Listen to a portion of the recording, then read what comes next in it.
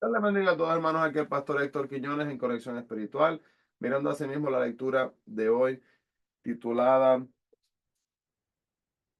Introducción e Instrucción en Job capítulo 32 y Job capítulo 33. Señor, eres bueno. Señor, eres nuestro Padre Celestial. Eres el principio y el fin. Eres nuestro Jehová Rafa, nuestro Jehová Nisi. Eres el proveedor, nuestro Adonai. Te adoramos y glorificamos.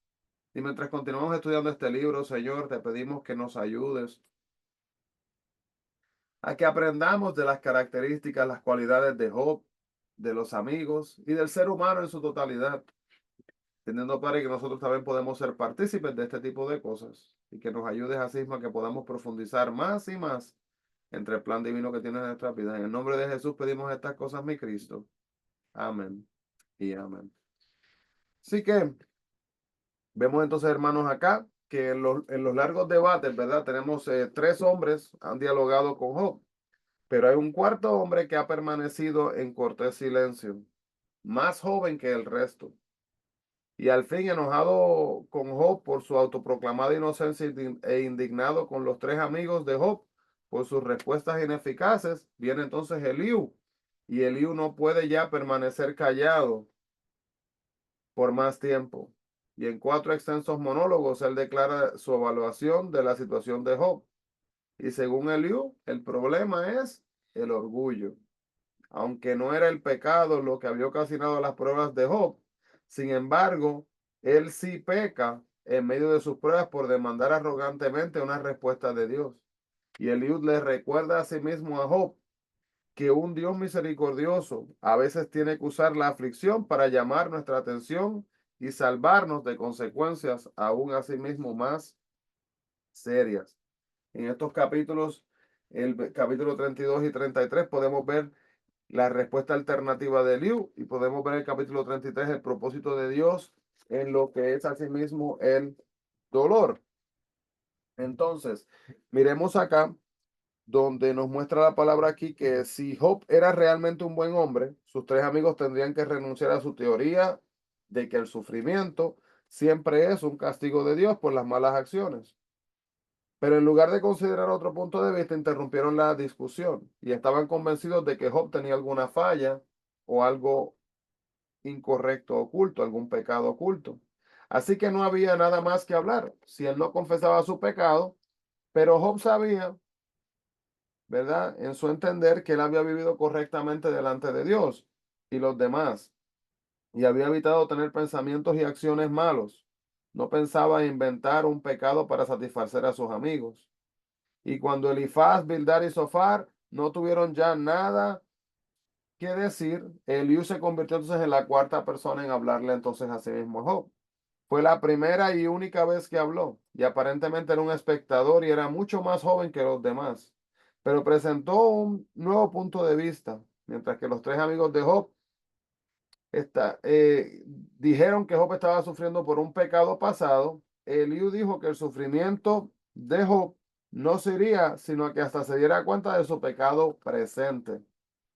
Según Eliú, Job no estaba sufriendo debido al pecado, sino que estaba pecando debido al sufrimiento. Escuche eso, porque voy a leer esa parte de nuevo. Eliú dijo que el sufrimiento de Job no sería hasta que se diera cuenta de su pecado y que Job no había estado sufriendo debido al pecado, sino que estaba pecando debido al sufrimiento. Esto es algo que nos puede pasar muchas veces en nuestras vidas. Estamos caminando, sirviéndole a Dios y honrándole como lo merece, y cuando viene el momento de la dificultad, ahí es cuando caemos entonces en el pecado. También,